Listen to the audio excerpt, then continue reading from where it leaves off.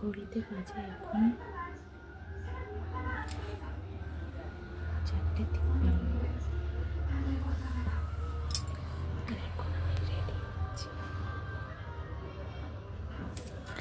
আমি এখানে ভোরবেলা পুরোপুরি রেডি হয়ে গেছিলাম, যেমন করে তোমাদেরকে বললাম যে ভোরবেলা 4টের সময় উঠে রেডি হচ্ছিলাম, কারণ আমরা সবাই মিলে রেডি হয়ে স্নান টান করে, হ্যাঁ এই ঠান্ডায় ঠিকই শুনছো, স্নান টান করে আমরা রেডি হয়ে ফুল ব্যাটালিয়ান মিলে বেরিয়ে পড়েছি ঘুরতে যাব। বাঙালিরা তো ঘোরা প্রেমী, ভ্রমণ প্রেমী, শীত গ্রীষ্ম বর্ষা আমাদের কোনো কিছুই বাধা দিতে পারবে না। আর শীতকাল মানেই তো হচ্ছে শুধু ঘোরা আর ঘোরা, তাই জন্য আমরা নাক মুখ সমস্ত কিছু ঢাকা দিয়ে বেরিয়ে পড়েছি বাড়ি থেকে। আর এই দেখো, কথা বলতে বলতে স্টেশন পৌঁছে গিয়ে আমরা ট্রেনেও বসে পড়েছি।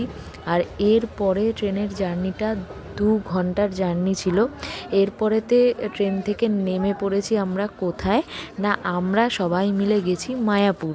হ্যাঁ, আমরা মায়াপুর পৌঁছে গেছি সকাল সকাল। আর মায়াপুরের স্টেশনে নেবে আমরা যাচ্ছিলাম টোটো ফটো ধরবো বলে।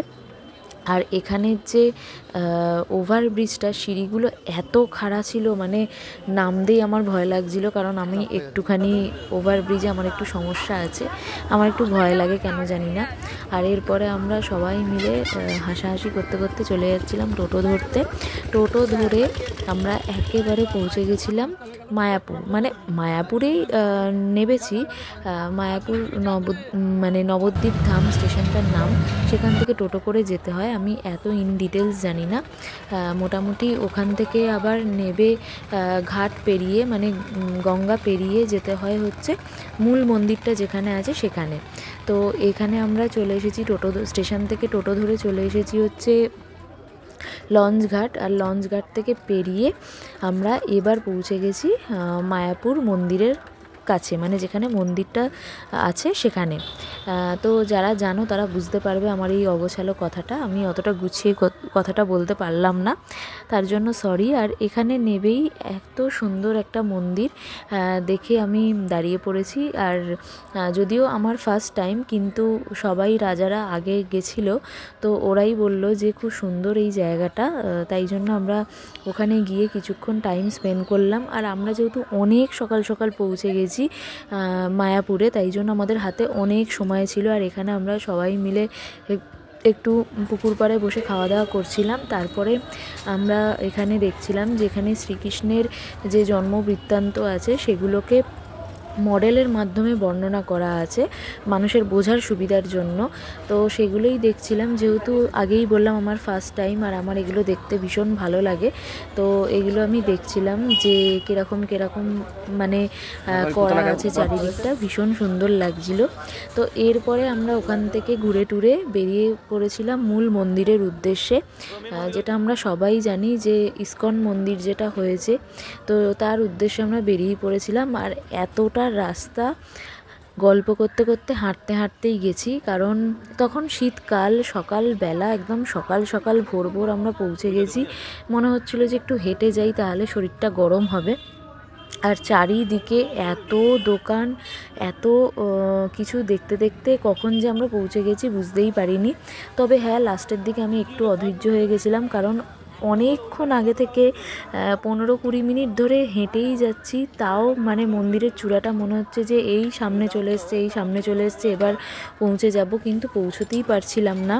আসলে রাস্তাটা অনেকটাই রাস্তাটা একটুখানি রাস্তা নয়, সেটা পরে রিয়েলাইজ করেছি। দেখো, তোমরা ভিডিওটা দেখলেই বুঝতে পারবে যে মন্দিরটা কিন্তু অনেকক্ষণ ধরে দেখা যাচ্ছে, চূড়াটা মনে হচ্ছে যেন কাছাকাছি চলে এসেছি, কিন্তু কিছুতেই কাছাকাছি যেতে পারিনি। মানে অনেক সময় লেগেছে, জানি না আমি এটা কতটা কিলোমিটার পড়ছে, কিন্তু এটা অনেক সময় লাগে হাঁটতে।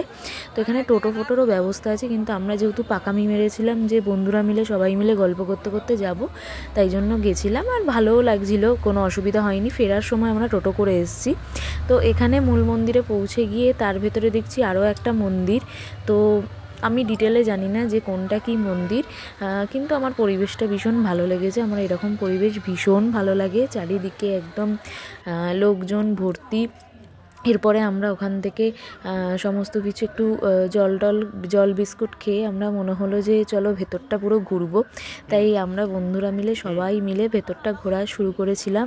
বাপিমা যায়নি, তখন বাপিমা বসেছিল একটা জায়গায়। এরপরে আমরা একটা অন্য মন্দিরের সামনে এসেছিলাম, আর সেখানে গোপাল বলল যে এখানে ভীষণ সুন্দর আরতি হয় এই টাইমটাতে। ও যেহেতু অনেকবার এসছে তাই জন্য ও জানে মেন যেখানে রাধাকৃষ্ণের মূর্তিটা স্থাপনা করা আছে সেই মন্দিরটা। তো সেখানে যাওয়ার আগে মা বাপিকে নিয়ে আমরা চলে এসেছিলাম। ওখানে আমরা সবাই মিলে গেছি, কিন্তু তোমাদের সাথে ভিডিও শেয়ার করতে পারবো না, কারণ ওখানে ফোন একদমই অ্যালাউ নয়, বাইরে সমস্ত কিছু রেখে দিয়ে যেতে হয়েছিল। তো ভীষণ সুন্দর পুজো দেখেছি, আরতি দেখেছি, ভেতরে সবাই নাচ করেছে সমস্ত ভক্তরা মিলে। তো ভীষণ সুন্দর পরিবেশটা হয়ে গেছিলো। এরপরে আমাদের মানে সকাল থেকে দুপুর গড়িয়ে গেছিলো, তাই জন্য আমরা প্রসাদের খাওয়ার উদ্দেশ্যে আমরা চলে গেছিলাম। যে ভবনটাতে আমাদের প্রসাদ দেওয়ার কথা ছিল সেইখানে আমরা চলে গেছিলাম। এখানে আমরা সবাই মিলে খেতে বসে গেছিলাম। আর এখানে তোমরা দেখতে পাচ্ছ হলটার মধ্যে প্রচুর মানুষের একসাথে বসে খাওয়ার ব্যবস্থা আছে। তো এটা একটুখানি জায়গা না, যারা গেছো তারা জানবে, অনেক বড় এরিয়া জুড়ে। এরপরে আমরা এর মাঝখানে লাঞ্চ টাঞ্চ করে প্রচুর ভিডিও তুলেছি, প্রচুর ফটোশ্যুট করেছি, সব কিছু করে টোরে ঘুরে ফিরে মাঝখানে আর কোনো ভিডিওই করিনি। তো ভীষণ টায়ার্ড হয়ে আমরা চলে এসেছিলাম স্টেশনের উদ্দেশ্যে, কারণ এখানে টাইম টু টাইম ট্রেন, তাই জন্য শীতকালে আর বেশি দেরি করিনি। যেহেতু আমরা অনেক সকালে পৌঁছলাম, ঘোরা হয়ে গেছিলো, তাই জন্য আমরা চলে এসেছি। আর কথা বলতে বলতে আমরা চলে এসেছি বাড়ি। আর ভিডিওটা কেমন লাগলো তোমরা জানিও, ছোট্ট একটা ব্লগ শেয়ার করলাম। ওকে, টাটা, বাই বাই, দেখা হচ্ছে নেক্সট কোনো ব্লগ।